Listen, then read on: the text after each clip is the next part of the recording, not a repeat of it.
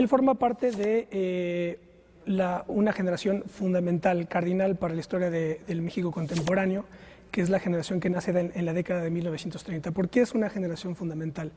Porque es aquella a la que les es dado formarse por entero dentro de la matriz ideológica, política, cultural, histórica del cardenismo, que es también, como sabemos, el remate y el perfilamiento final de la Revolución Mexicana, que es la gran formación histórica de México.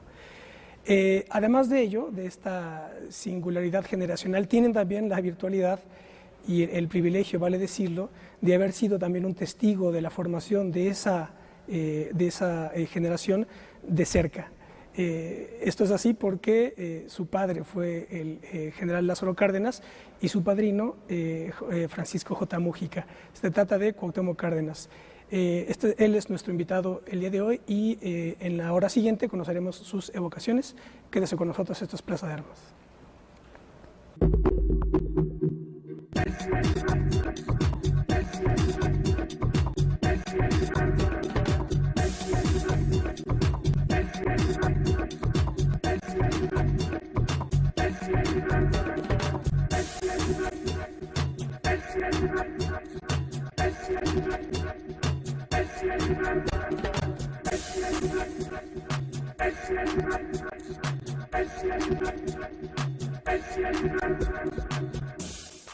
Hola, ¿qué tal? Qué bueno que están en otro programa de Plaza de Armas aquí por Capital 21. Les voy a recordar nuestro correo electrónico plazadearmasc21@gmail.com y nuestra página propia www.plazadearmas.tv.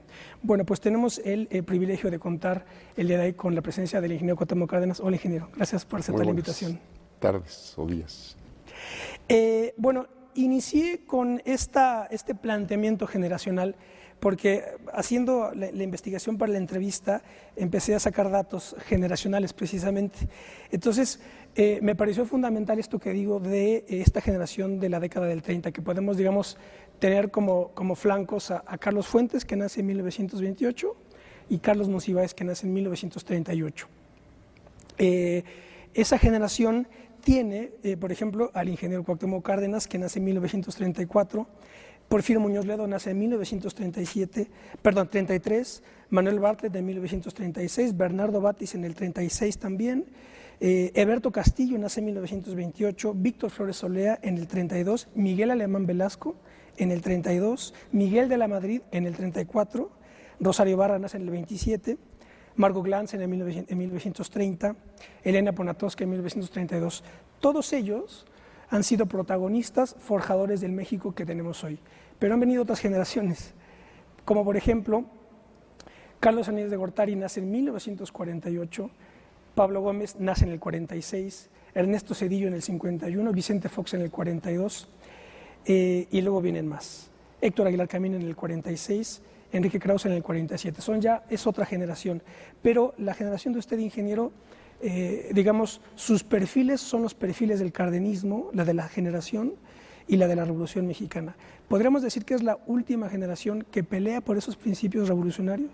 Bueno, yo creo que en esa generación hay de todo. Hay quienes estamos efectivamente comprometidos con los principios de la revolución y con los objetivos de la Revolución Mexicana, y hay quienes han ido en sentido contrario. Ahí hay de todo. Ahí hay de todo. Ahí hay de todo. Sí, porque tengo, por ejemplo, Luis H. Álvarez. Luis H. Álvarez nace en 1919.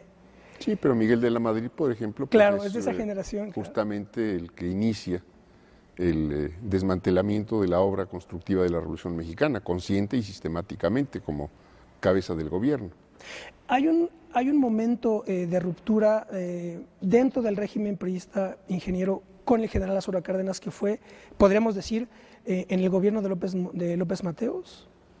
¿Empiezan a darse ahí rupturas o tensiones? Mira, yo creo que si vamos a ver desde el 40 hasta el 80, 82, hay avances y retrocesos. Hay etapas de mayor avance, hay etapas de mayor desviación, de mayor retroceso, de no dar cumplimiento a los objetivos de la Revolución Mexicana en materia de reforma agraria, en materia de derechos obreros, en extender la cobertura del seguro social, por ejemplo, o hubo épocas también en que se reprimieron fuertemente los movimientos populares, los movimientos sindicales, por ejemplo, los ferrocarrileros en 58, 59, y bueno, 68, la represión al movimiento estudiantil y popular que se da en el 68, por ejemplo. Bueno, hubo de todo pues en ese periodo. Moviéndonos en distintos planos de su vida, ingeniero, le quiero preguntar qué representó la figura de Francisco J. Múgica para usted. Bueno, representó sin duda Múgica es yo diría el artífice de la Constitución de 1917. Múgica y Jara son quienes dan el principal contenido social a la Constitución de 17, en el artículo 27 constitucional, en lo que hace al tercero y la educación laica, en los derechos de los obreros en el 123. En fin, yo creo que Múgica es, como digo, uno de los principales artífices de la Constitución de 1917, la primera constitución social de los tiempos modernos, no solo de México, sino yo diría del siglo mundialmente. Y por otro lado, bueno, fue una gente, en este caso cercana a mi padre, que fue un colaborador muy cercano, yo diría muy eficaz en el cumplimiento de las metas del gobierno 34-40 y de la Revolución Mexicana en ese periodo. Él también tuvo un papel fundamental en la nacionalización petrolera, ¿cierto? Bueno, fue una persona que apoyó la nacionalización petrolera, que incluso es a quien mi padre le pidió la redacción del manifiesto que se leyó justamente para decretar la expropiación. Ingeniero, todos los que estudiamos la historia de México llegamos a la pregunta, una de las preguntas fundamentales es ¿por qué no fue Francisco J. Múgica presidente de México? Bueno, yo creo que fueron muchas circunstancias, el propio carácter de general Múgica, que era un jacobino radical. El que en esa, no solo eso, sino es decir, era difícil en sus relaciones personales, pero más allá de eso, bueno, en esa época las fuerzas se alineaban y se definían públicamente.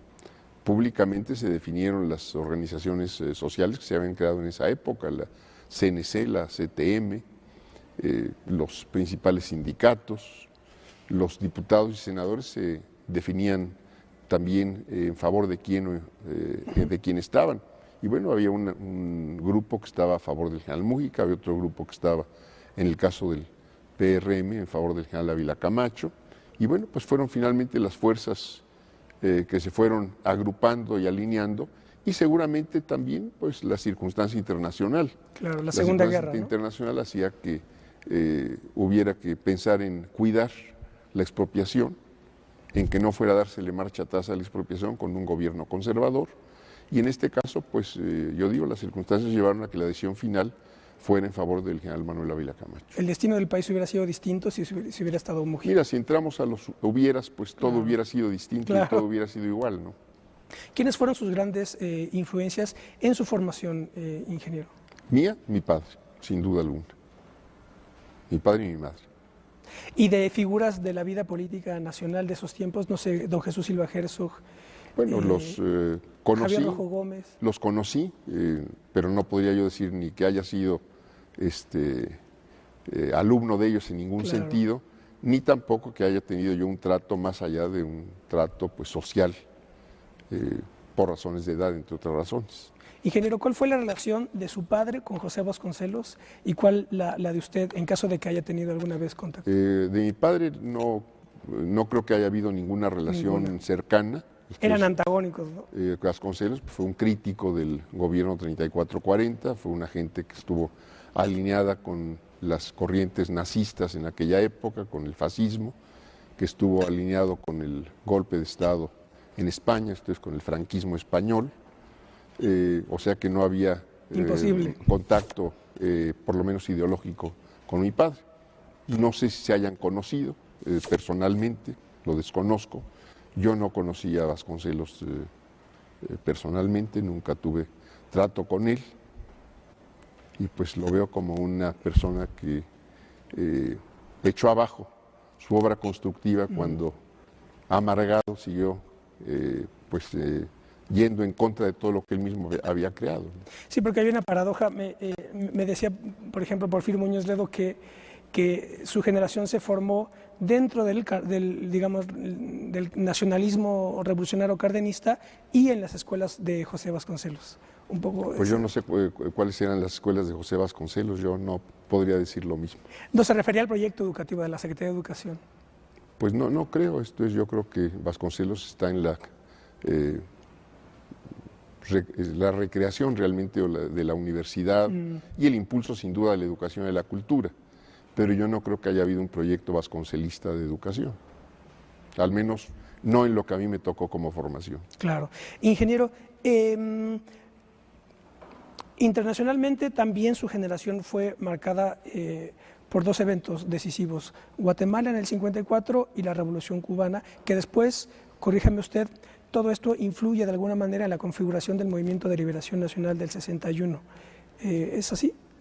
Bueno, yo sí hubo un yo diría muy importante movimiento estudiantil en 1954, en el que me tocó directamente participar, en protesta por la invasión de Guatemala, por el golpe de Estado instigado por el gobierno norteamericano contra el gobierno popular y revolucionario de Jacobo Arbenz, que había empezado una reforma agraria en Guatemala, que estaban también impulsando el derecho de los derechos de los obreros, que estaba pues tratando de cambiar una condición colonial y feudal de Guatemala por un proyecto democrático, abierto, donde la gente pudiera tener mejores condiciones de vida. Efectivamente, un grupo importante de jóvenes participamos en el movimiento estudiantil en defensa de Guatemala y, sin duda, años después, porque hay varios años entre un evento y el otro, la Revolución Cubana yo creo que impactó a toda la América Latina de manera muy, muy fuerte y vimos cómo triunfaba una revolución, en este caso encabezada por jóvenes, ¿no? Por jóvenes, de hecho, Fidel Castro, él es del 26, Lázaro Cárdenas de 1895, Juan Domingo Perón 1895 y Getúlio Vargas de 1882, es la generación previa. De hecho, en el primer aniversario de la Revolución le tocó a usted estar sentado al lado de Fidel Castro. Así es. Y del otro lado su padre, ¿verdad? Así es, se dio esa circunstancia. Mi padre fue invitado para estar presente en la primera celebración ya con el triunfo de la revolución del primer 26 de julio, que había sido el aniversario del asalto al cuartel Moncada, y efectivamente estuvimos flanqueando a Fidel porque así nos tocó sentarnos, ¿no? ¿Qué juicio haría usted histórico de Fidel Castro? Bueno, primero el haber tenido la capacidad y el valor para conducir a una revolución triunfante, el haberse lanzado con todos los riesgos a encabezar un puñado de jóvenes que fueron a combatir a la dictadura de Fulgencio Batista, que tuvieron el apoyo del pueblo cubano en un momento dado y pues lograron derrocar a la dictadura y finalmente instituir un gobierno revolucionario y lograr una muy, muy importante transformación de Cuba a través de impulsar la educación, servicios de salud de excelencia, industrializar el país en una buena medida y bueno, pues cambiar también en este caso yo diría la situación de América Latina porque tuvo un impacto en todo el continente. ¿Conoció al Che Guevara, ingeniero? No. Cuando estuvo ahí en el aniversario no le tocó estar por ahí. No recuerdo que haber tenido oportunidad de conocerlo. Después de estos acontecimientos, sobre todo continentales, ¿qué otros acontecimientos políticos lo han marcado en su trayectoria, ingeniero? Bueno, sin internacionales, duda, quiero decir. Bueno, internacionales, pues todas las protestas que hubo posteriormente cuando las intromisiones de los Estados Unidos en América Latina, en distintos países, de Centroamérica, en República Dominicana, más recientemente en El Salvador y en muchas partes de América del Sur. Pero yo diría que más importante pues fue por una parte el Movimiento de Liberación Nacional, que nace a partir de una convocatoria que hacen mi padre y dos personas más, el diputado Domingos Velasco de Brasil y el ingeniero Alberto Casella de Argentina, convocan, ellos eran miembros del Consejo, de la presidencia colectiva del Consejo Mundial de la Paz, y ellos convocan a la Conferencia Latinoamericana por la Soberanía Nacional, la Emancipación Económica y la Paz, que se realiza aquí en México en marzo de 1961. Vienen delegados de todos los, yo diría, de los principales partidos democráticos y progresistas de América Latina, de organizaciones sociales, de grupos que estaban en el exilio, en ese caso en varios países por gobiernos militares o dictaduras que existían en esa época, y que plantean el poner en práctica políticas democráticas, políticas autónomas, políticas que rompieran los lazos de dependencia y que permitieran un desarrollo independiente de los países de América Latina.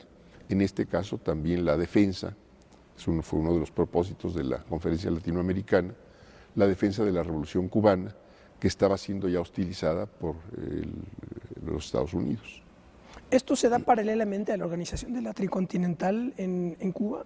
No, eso viene después. Eso viene después. Eso viene después. ¿Y por qué se diluye el Movimiento de Liberación Nacional? ¿Qué es lo que sucede?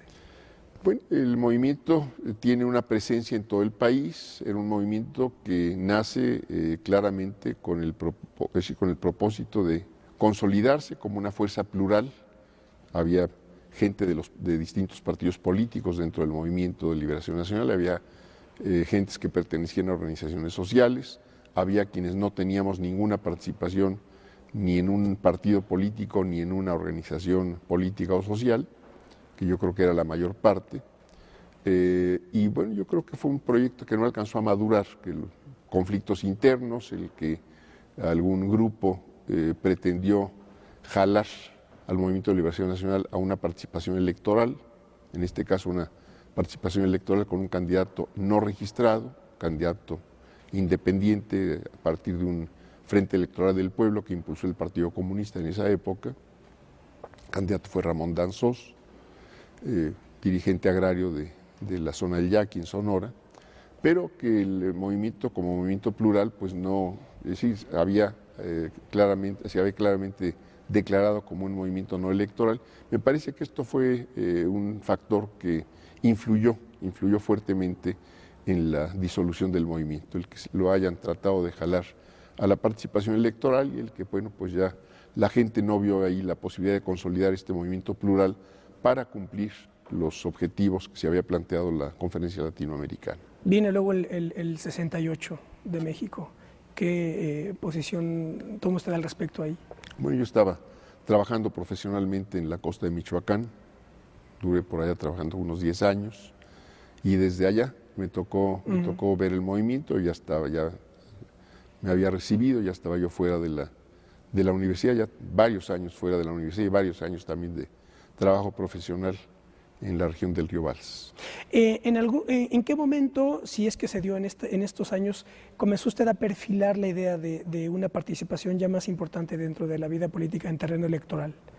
Bueno, en esos años yo no pensaba en la participación electoral, sí en la participación política, fijando posición sobre temas específicos, sobre los problemas del país, buscando estudiar los problemas del país y encontrarles solución, no yo, sino con varios grupos con los que estuvimos participando desde antes de la creación del Movimiento de Liberación Nacional. Se había creado, por ejemplo, el Círculo de Estudios Mexicanos, que es de donde salió, por ejemplo, el núcleo que organizó la Conferencia Latinoamericana. Y ese núcleo pues pasó después principalmente a participar en la coordinación del Movimiento de Liberación Nacional. ¿Quién formaba parte de ese centro? Alonso Aguilar, Jorge Tamayo, Fernando Carmona, el ingeniero Manuel Mesa, el doctor Guillermo Montaño, el doctor Enrique Cabrera, en fin, un buen grupo ahí de profesionales, de intelectuales, de gente cercana a la universidad, pero mucha gente sobre todo preocupada por cómo sacar a México de sus problemas. Esos años de la UNAM, había una muy marcada, digamos, tendencia o propensión en la Facultad de Derecho de producir cuadros políticos. ¿Qué pasaba en la de Ingeniería, por ejemplo, o en otras facultades? Yo creo que quien iba a Derecho no iba propiamente a formarse políticamente. Seguramente el contacto con las cuestiones sociales atraía más a muchos abogados para participar en la vida política del país. En ingeniería pues estaban más orientados, como siguen estando, A lo suyo, a la digamos. técnica, a las cuestiones en cierto modo más abstractas, pero finalmente la ingeniería también tiene un contacto muy cercano con la gente. Entonces, ¿para qué son las obras Claro. que se hacen? ¿Qué objetivos tienen? Finalmente, cualquier obra que se lleve a cabo es producto de un equipo de trabajo, gente de todo tipo que finalmente participa en sacar adelante un proyecto. Muy bien, vamos a hacer un pequeño corte. Estamos conversando con Cuauhtémoc Cárdenas, no se vayan.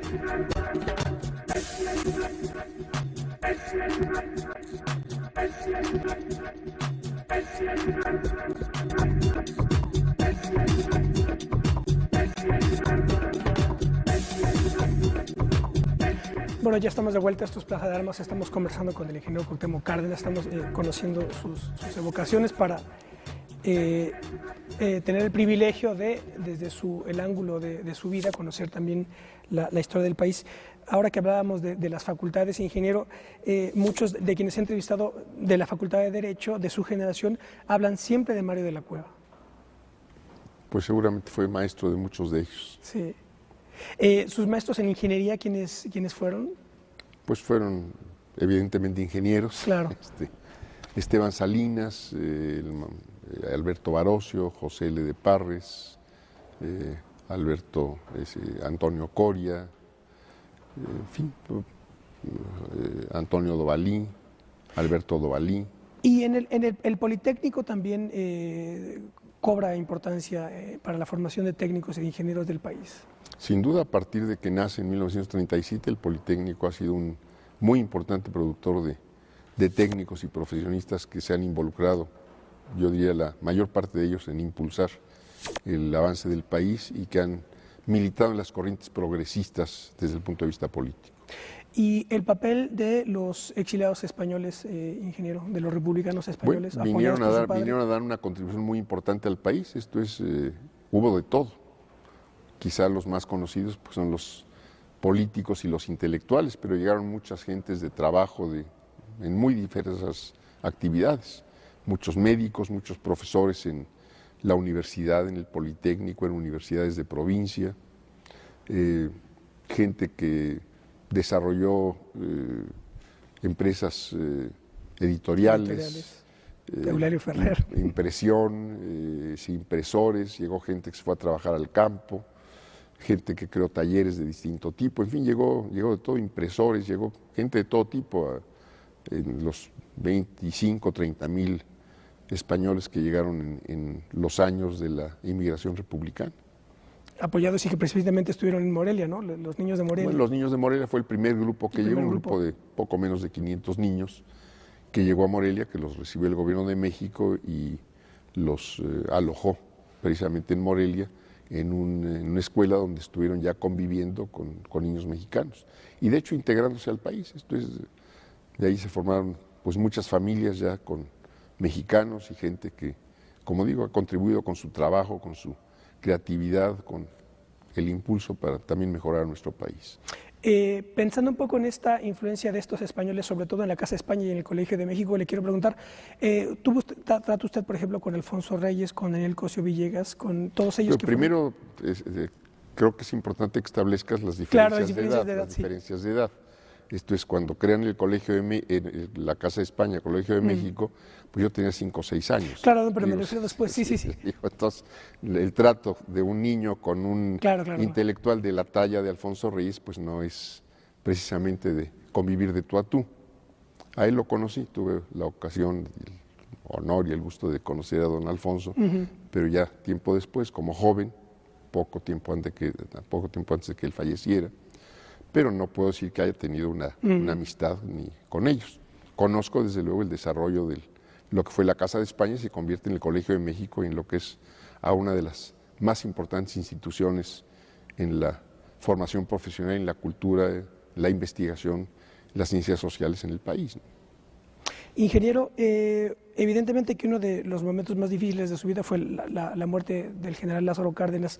¿Qué ¿Cuáles fueron sus últimas conversaciones con él? ¿Qué legado le dejó? No, pues el legado de él es el ejemplo, vida. que deja de su vida, una vida de congruencia, una vida entregada a servir a una causa con la que él desde muy joven se comprometió. Él se comprometió con yo diría con las causas y los principios avanzados de la Revolución Mexicana y fue congruente en su vida. Esto es, había relación directa entre lo que decía y lo que hacía, ¿no? No puedo dejar de preguntarle el encuentro que tuvo Lázaro Cárdenas con Mao y con Chu Enlai, que estuvo acompañado por usted. Pues fue una visita, yo diría, cordial, una visita muy cordial, donde se habló de los problemas que en ese momento había riesgos de que se rompiera la paz en aquella época, se habló de la importancia de mantener la paz, de no provocar la guerra. ¿Esta entrevista cuándo fue, ingeniero? En el mes de enero, fueron en el mes de enero de 1959. En el único viaje que mi padre realizó fuera del país, de hecho, un viaje largo de 4 meses, recorrió varios países de Europa, China, después finalmente terminó en los Estados Unidos y vuelta a México. Personalmente, ingeniero, los líderes internacionales más importantes o los que han influido en usted de manera Mira, más yo destacada. creo que nadie influye y todos influyen en uno. Esto es a través de lecturas. Yo no puedo decir que tenga un mentor ni nacional ni internacional, como no creo que lo tengas tú. Bueno, yo tengo algunos, influencias intelectuales, sí. Bueno, influencias intelectuales sí, desde luego. Las lecturas que uno tiene, los ejemplos que uno sigue o trata de seguir, pero no hay nadie que le jale a uno las orejas. Sí, claro, no, eso no. Sí. Entonces, bueno, pues ahí hay muchos, digo, desde los héroes de nuestra independencia, Hidalgo, Morelos, lo que nos legó Morelos a través de los sentimientos de la nación, de la Constitución de Apatzingán, de la lucha que libró, Hidalgo con sus decretos para la abolición de la esclavitud, marcando que había que iniciar la restitución de tierras a las comunidades despojadas de tierras desde la época de la colonia. En fin, Juárez en la Reforma, Ocampo, Mújica en la Revolución, Zapata, en fin, pues todos ellos, yo diría, tienen alguna influencia en la formación que yo tengo al haberme yo también comprometido por decisión personal con los principios avanzados de la Revolución Mexicana. ¿Cuáles son las mayores dificultades con las que usted se ha enfrentado ya en el gobierno de Michoacán, en el gobierno de la ciudad? Bueno, un gobierno siempre tiene problemas, los presupuestos nunca son suficientes, pero yo diría que más importante que esto es, yo diría que en un caso y en otros yo encontré una muy amplia disposición de la gente para colaborar con las obras de gobierno, para tratar de que rindieran un poco más los recursos en la construcción de escuelas, en el mejoramiento de los caminos, en impulsar proyectos productivos. Pero lo más importante es cómo la gente colabora en los muy distintos proyectos culturales que se impulsaron tanto en Michoacán como a partir aquí del gobierno de la Ciudad de México. Y bueno, pues los problemas pues son todos, faltan aulas en un momento dado, o hay que mejorar un camino, o fuentes de trabajo que es necesario buscar que se puedan constituir, o los mercados aquí en la Ciudad de México, o mejorar la vialidad, o los servicios de transporte público. En fin, todos estos son problemas con los que se encuentra un gobierno, pero pues finalmente hay recursos, como digo, si se quiere limitados, pero finalmente recursos para atender los problemas. Y quizá más importante que los problemas pues es, en el caso, por ejemplo, de la Ciudad de México, la potencialidad que la ciudad tiene para superar esos problemas. Enrique Ramírez y Ramírez contaba en algún momento por ahí de los 70 que una de las singularidades históricas del PRI, del Partido de Revolución Institucional, es que es un partido que nació desde el poder y desde el Estado. Por tanto, una ruptura como la que usted encabezó, ya estoy hablando ya de los 80, adquiere su verdadera magnitud porque estaba rompiendo desde el sistema. Bueno, efectivamente, lo que fue la corriente democrática fue una ruptura con el sistema. No, yo diría no solo con el partido pues era el vehículo claro, o el instrumento nada más, pero fue un rompimiento con el sistema político. y lo que después pudo impulsarse pues fue el darle fin al régimen de partido de Estado. Yo diría la elección de 1997 marca primero que se pierda, o que el partido mayoritario pierda la mayoría absoluta en la Cámara de Diputados. Esto marca que se dé una efectiva separación entre el Ejecutivo y el Legislativo. Y por otro lado yo diría que ahí empieza también a darse la terminación del régimen de partido de Estado, que yo diría concluye con la elección del 2000, cuando empieza la alternancia, que ha sido alternancia en cuanto a cambio de personas, pero no a cambio de proyecto político desde el punto de vista del gobierno nacional. ¿Cuáles fueron los momentos claves digamos, ya después en la formación del Partido de la Revolución Democrática? Bueno, primero el fraude de 88 que provoca, la elección de 88 que provoca una gran movilización social, el fraude de 88 que pues permite después, al no poderse revertir el propio fraude, permite después convocar a la formación de una organización política que continúa la lucha por el respeto al voto, que finalmente se alcanza. Este es uno de los logros que se alcanzan en el 97, que el voto se empiece a respetar por parte de las autoridades, lo que antes no sucedía. Que eso lo conectamos con el sufragio efectivo no reelección, el principio del maderismo, digamos, ¿no? Pues con el principio de la Revolución Mexicana, menos, claro. Ni más ni menos. Ingeniero, hay dos,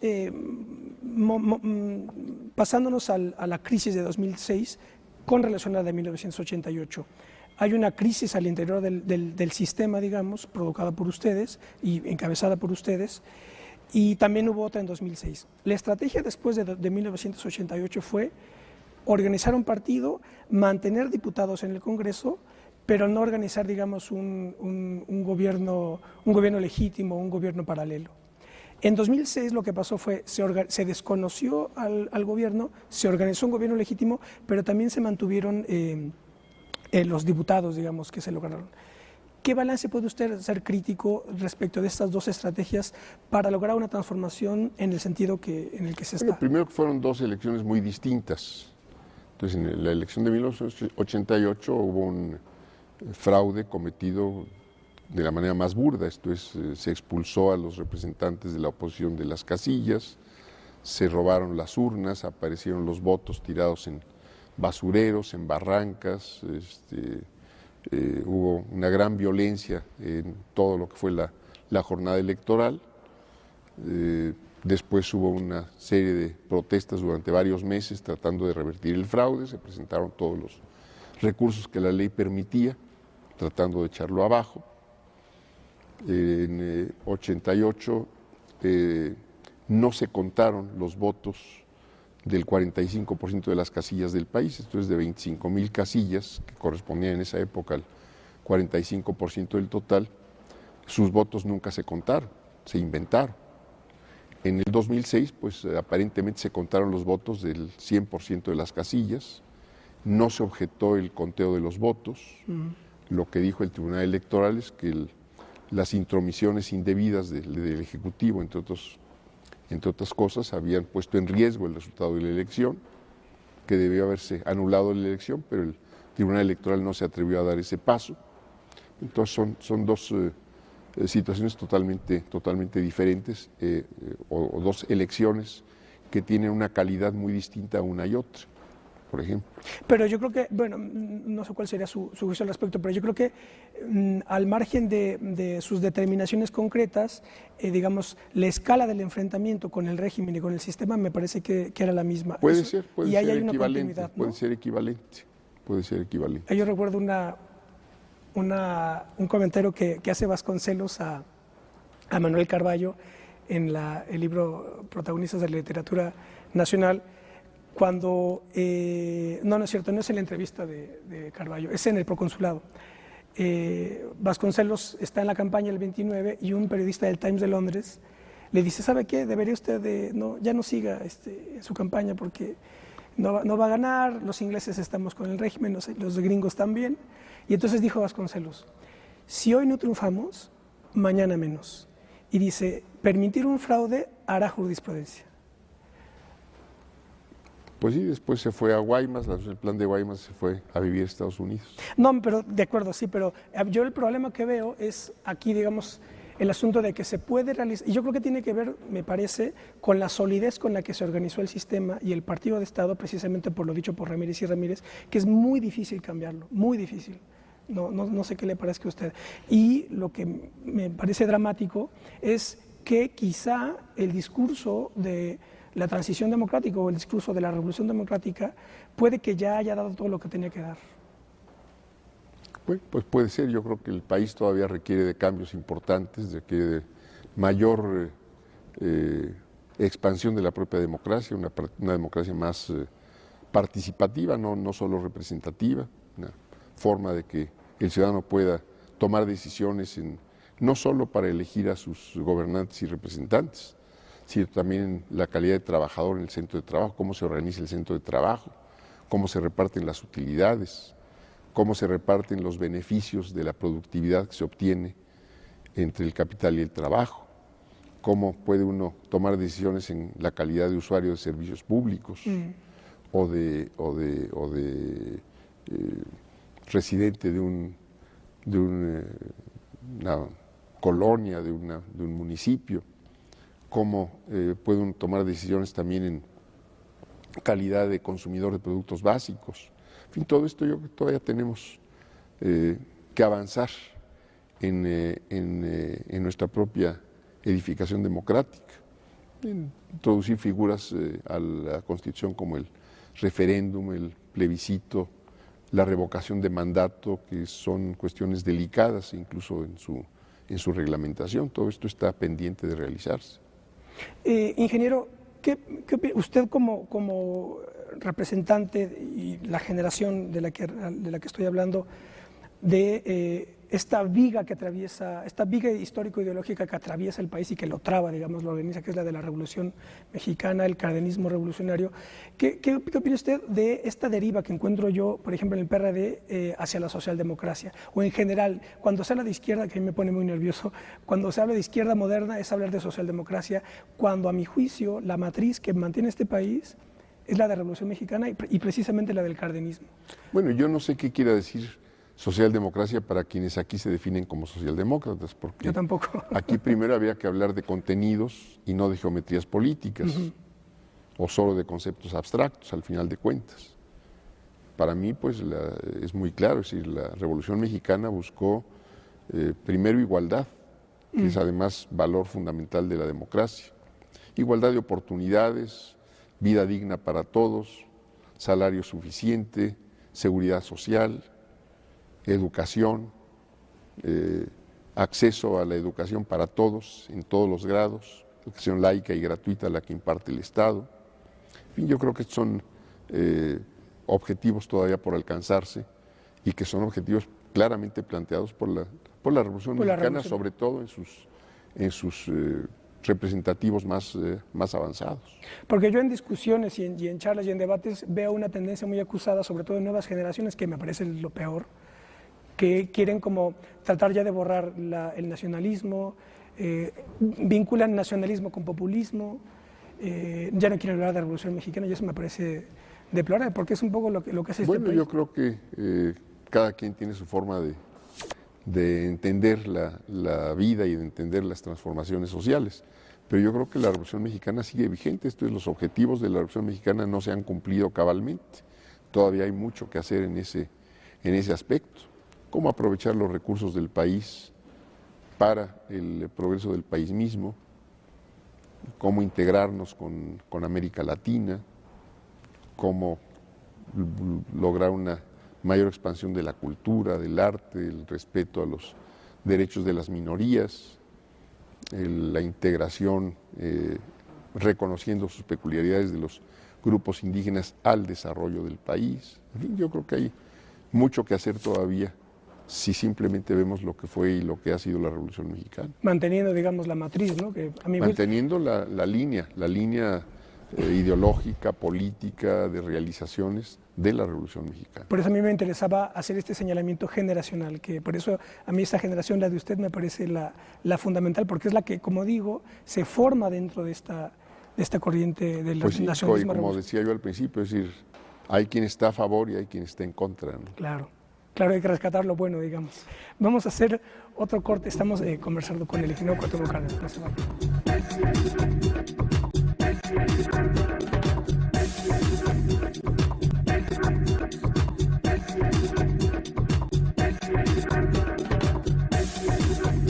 Bueno, ya estamos de vuelta, estamos conversando con el ingeniero Cuauhtémoc Cárdenas, estamos conociendo sus evocaciones. Tengo aquí un libro interesantísimo de Paco Ignacio Taibo II, Cárdenas de cerca. Es un libro que se edita, me parece que en el contexto de la campaña del 94. Y hay un dato aquí, me interesa mucho rescatarlo. En la nota final de Paco Ignacio señala el muy acusado entusiasmo que usted manifestó cuando habló de la unidad latinoamericana, que es con la que nos fuimos en el bloque anterior. Hablemos un poco de ello.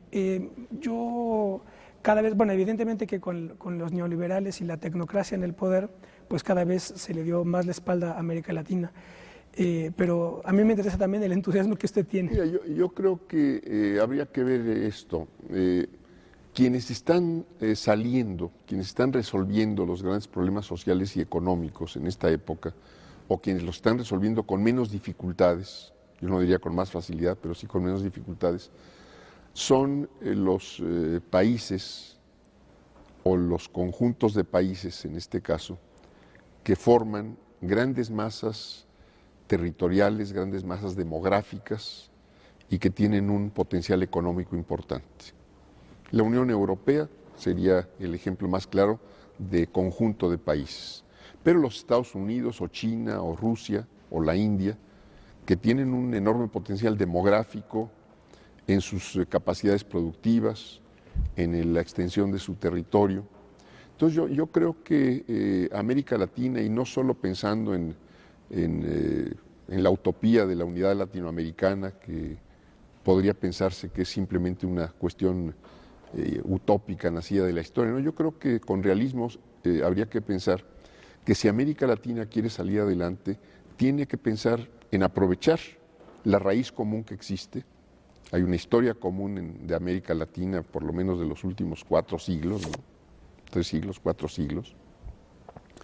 Y bueno, entonces viéndonos como una gran masa demográfica, como una enorme masa territorial y con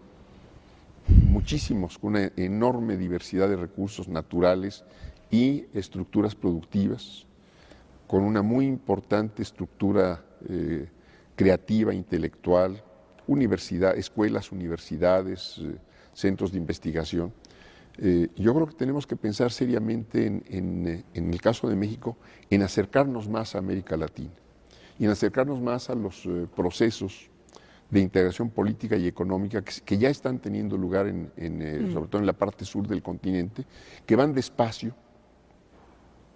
Está UNASUR, está Mercosur, está ALBA, pero yo diría UNASUR, que es quizá en este momento el proyecto de mayor amplitud.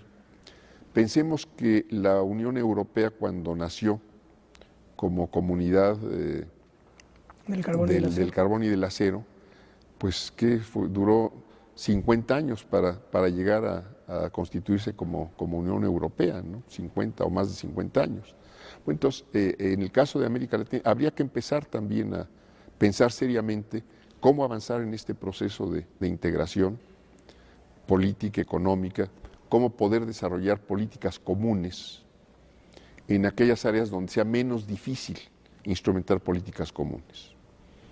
En educación superior, luego ir bajando a otros niveles, en lo que puede ser investigación científica y desarrollo tecnológico, quizá en transportación marítima, transportación aérea, y bueno, y luego en otras ramas de la economía, y pensar en proyectos de infraestructura que puedan tener que ver con el conjunto de América Latina, cómo fortalecemos nuestras capacidades productivas, el mejoramiento social, sin duda alguna, que tiene que ir por delante en un proyecto de este tipo, ¿no? Entonces yo creo que este es algo en lo que tenemos que estar ya pensando seriamente, si queremos además aprovechar las corrientes positivas Claro. de la globalización y no solo estar desarrollando una economía o una condición de dependencia como nos está pasando actualmente en el caso particular de México. A mí me parece interesante y aquí le querría pedir su juicio al respecto. Al margen de lo problemático que es, me estoy refiriendo a Venezuela y a Hugo Chávez, al margen de lo problemático que es el proceso que está encabezando ahora y un poco a veces la rispidez de su retórica, a mí lo que me parece fundamental, haciendo un análisis, digamos, un poco a la distancia, objetivo, es la manera en la que Hugo Chávez está incorporando como variable interna a su discurso político la idea de América Unida. Es decir, no es un sobreañadido como parte de su política exterior. Bueno, y no ¿No solo Hugo Chávez, esto es Lula en Brasil, Tabaré Vázquez y ahora Mujica en Uruguay. Han sido impulsores de los proyectos de integración de Mercosur, donde básicamente participan los del Cono Sur, esto es Brasil, Argentina, Uruguay y Paraguay, pero donde se han sumado otros, si no totalmente en distintas calidades, o el proyecto de UNASUR, que es un proyecto que abarca, ese sí, al conjunto de América del Sur. Todavía queda este puente estrecho que es América Central, que debe ser puente y no estrecho para dividir, Claro, o para impedir la unidad, ¿no? Pero yo creo que hay que ir avanzando en esto, ¿no? Y el Caribe, evidentemente el Caribe, ¿no? ahí le voy a contar, yo personalmente luego encuentro mucha, digamos, reticencia a esta idea de latinoamericanismo, desde posiciones de un nacionalismo muy exacerbado, mexicano, digamos, que dice, no, México es solamente México, no nos interesa América Latina. Bueno, yo creo, para mí es una posición totalmente equivocada. Yo creo que tendríamos que pensar también, por ejemplo, en cómo darle más facultades y más importancia al Parlamento latinoamericano. Cómo, en el caso de Venezuela, por ejemplo, elige a sus representantes en el Parlamento latinoamericano. Aquí, pues, los designa el Congreso y a veces va una gente, a veces va otra, pero no hay una elección y no hay sobre todo un involucramiento de la ciudadanía en este proyecto latinoamericano. Hay avances en el caso de Centroamérica, hay un parlamento centroamericano, hay ciertos avances, ciertas políticas comunes. Nosotros nos hemos ido quedando aislados de estos procesos de integración y me parece muy grave que nos estemos quedando aislados. Y esto no quiere decir cortar las relaciones con el resto del mundo. Entonces nosotros tenemos una estrecha relación con los Estados Unidos, una vecindad pues de 3.000 kilómetros de frontera, y tenemos que aprovechar esa condición. Entonces México debe ser puente entre el norte y el sur, y debe ser puente también entre el Atlántico y el Pacífico. Es una condición que no estamos aprovechando para el desarrollo de nuestra economía y para el mejoramiento de las condiciones de vida de la población. Ingeniero, un problema que, no sé, en su trayectoria, un problema tan dramático como es la inseguridad, sobre todo vinculada con el crimen organizado, yo por lo menos no tengo noticia de que hubiera estado tan fuerte como ahora. ¿Qué futuro puede haber en el país a ese respecto? Bueno, yo creo que lo primero es tomar conciencia que lo que se ha estado haciendo hasta este momento ha sido insuficiente y que hay que buscar otras estrategias y otros mecanismos más eficaces para combatir a todo lo que puede llamarse delincuencia organizada. Que tiene que haber un plan central, conocido desde luego por quienes vayan a participar en su ejecución, que desde mi punto de vista tendrían que ser, bueno, en primer lugar los 3 niveles de gobierno, los poderes legislativos y judiciales, tanto federales como estatales, los sistemas de salud, de educación, los sistemas de comunicación, todo esto que estamos viendo ahora, tendrían que estar involucrados en un plan para saber qué hacer y cómo contribuir de manera más eficaz al combate a todo lo que es delincuencia organizada, cómo puede participar la sociedad. Tiene que haber una mejor coordinación de carácter internacional y yo creo que algo fundamental es sacar al ejército de esta tarea. El ejército no está preparado ni profesional ni anímicamente para el combate a la delincuencia. Son asuntos de cuerpos policíacos, preventivos y judiciales, de otro tipo que requieren otro tipo de preparación. Me parece que sobre esto habría que trabajar, y esto tiene que ser también pues una forma de abrir un debate en torno a cuáles deben ser las estrategias para dar seguimiento a los flujos de dinero, para ver los involucramientos políticos con la delincuencia organizada, que es donde están los jefes verdaderos, o en la política o en los grandes negocios, no solo en los que están deteniendo o matando como supuestos capos y jefes de distintos tipos de delincuencia. Hay que seguir el dinero, hay que seguir las relaciones políticas y pegar donde haya que pegar. Ingeniero, para terminar, volviendo a la cuestión generacional, ¿qué mensaje quisiera dar a las nuevas generaciones de mexicanos? En primer lugar, que se involucren con los problemas del país, que los traten de conocer, de estudiar y de dar su participación personal para que tengamos las mejores soluciones, para que el país pueda salir adelante, sobre todo de esta situación de postración social, económica y política en la que se encuentra. ¿Ha valido la pena la política, ingeniero? Sin duda alguna, sin duda alguna. Le agradezco muchísimo que nos haya acompañado. Muchas gracias. Bueno, pues estas fueron las evocaciones requeridas del ingeniero Cuauhtémoc Cárdenas. Ha sido un honor haberlo tenido con nosotros. Nosotros nos vemos la próxima. Hasta pronto.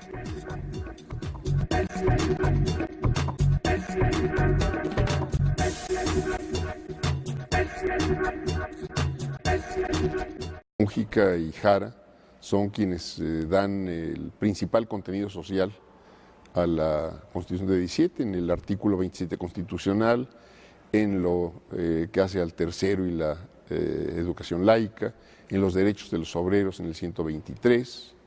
En fin, yo creo que Mújica es, como digo, uno de los principales artífices de la Constitución de 1917, la primera constitución social de los tiempos modernos, no solo de México, sino yo diría mundialmente.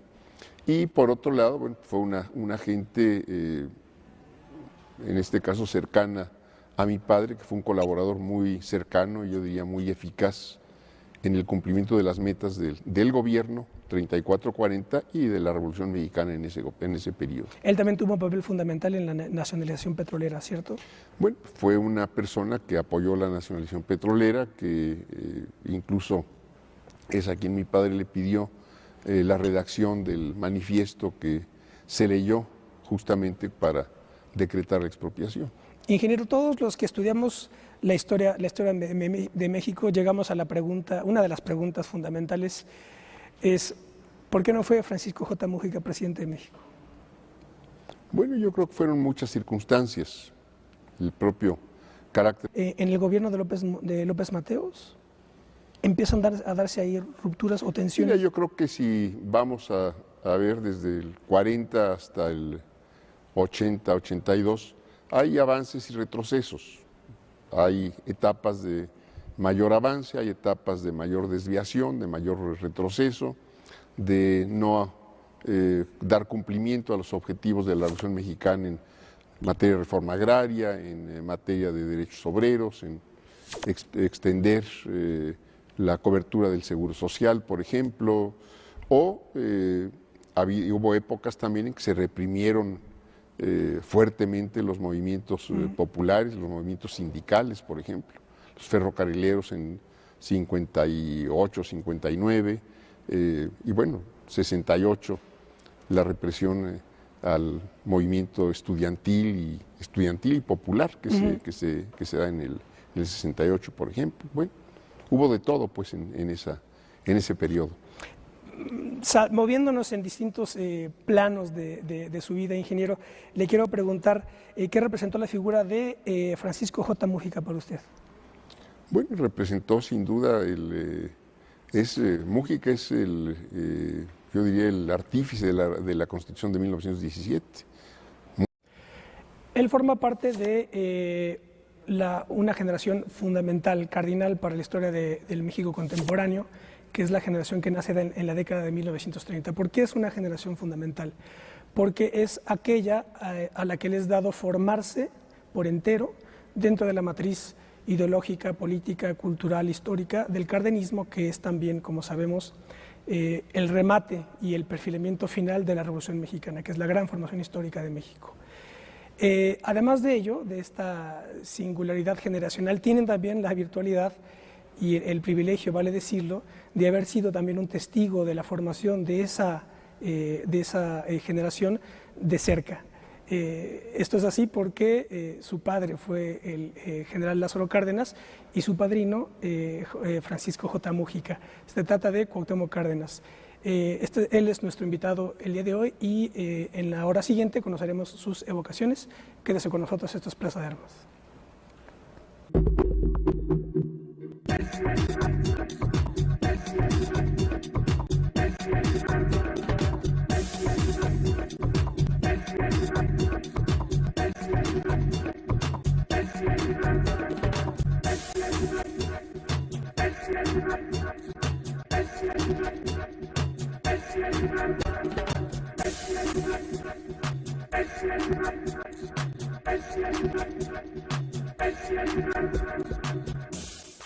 Hola, ¿qué tal? Qué bueno que están en otro programa de Plaza de Armas aquí por Capital 21. Les voy a recordar nuestro correo electrónico plazadearmas21@gmail.com y nuestra página propia www.plazadearmas.tv. Bueno, pues tenemos el privilegio de contar el día de hoy con la presencia del ingeniero Cuauhtémoc Cárdenas. Hola, ingeniero. Gracias por aceptar la invitación. Tardes o días. Bueno, inicié con este planteamiento generacional porque haciendo la investigación para la entrevista empecé a sacar datos generacionales precisamente. Entonces me pareció fundamental esto que digo de esta generación de la década del 30, que podemos, digamos, tener como flancos a Carlos Fuentes, que nace en 1928, y Carlos Monsiváis, que nace en 1938. Esa generación tiene, por ejemplo, al ingeniero Cuauhtémoc Cárdenas, que nace en 1934, Porfirio Muñoz Ledo nace en 1933, Manuel Bartlett en 1936, Bernardo Batis en el 36 también, Heberto Castillo nace en 1928, Víctor Flores Olea en el 32, Miguel Alemán Velasco en el 32, Miguel de la Madrid en el 34, Rosario Ibarra nace en el 27, Margot Glantz en 1930, Elena Poniatowska en 1932. Todos ellos han sido protagonistas, forjadores del México que tenemos hoy. Pero han venido otras generaciones, como por ejemplo, Carlos Aníbal de Gortari nace en 1948, Pablo Gómez nace en el 46, Ernesto Zedillo en el 51, Vicente Fox en el 42, y luego vienen más. Héctor Aguilar Camín en el 46, Enrique Krause en el 47. Es otra generación, pero la generación de usted, ingeniero, digamos, sus perfiles son los perfiles del cardenismo, la de la generación y la de la Revolución Mexicana. ¿Podríamos decir que es la última generación que pelea por esos principios revolucionarios? Bueno, yo creo que en esa generación hay de todo. Hay quienes estamos efectivamente comprometidos con los principios de la revolución y con los objetivos de la Revolución Mexicana, y hay quienes han ido en sentido contrario. Ahí hay de todo. Ahí hay de todo. Ahí hay de todo. Sí, porque tengo, por ejemplo, Luis H. Álvarez. Luis H. Álvarez nace en 1919. Sí, pero Miguel de la Madrid, por ejemplo, pues claro, es de esa generación. Justamente claro, el que inicia el desmantelamiento de la obra constructiva de la Revolución Mexicana, consciente y sistemáticamente como cabeza del gobierno. Hay un momento de ruptura dentro del régimen priista, ingeniero, con el general Lázaro Cárdenas, que fue, podríamos decir,